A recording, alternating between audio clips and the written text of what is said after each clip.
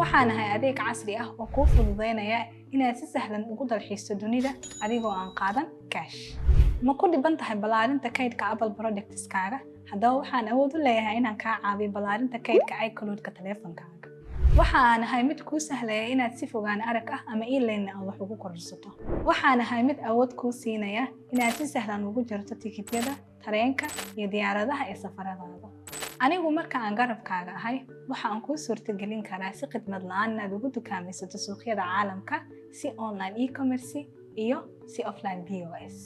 waxa aan diyaar kuula ahay caawimaad waqti waliba oo aad garab iiga baahato mid 24 saac maalin iyo habeen.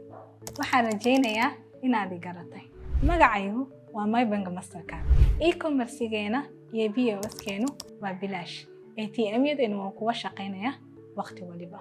waxaan ahay fududeeyaha safarkaaga iyo suuragelyaha dukaamaysigaaga online-ka.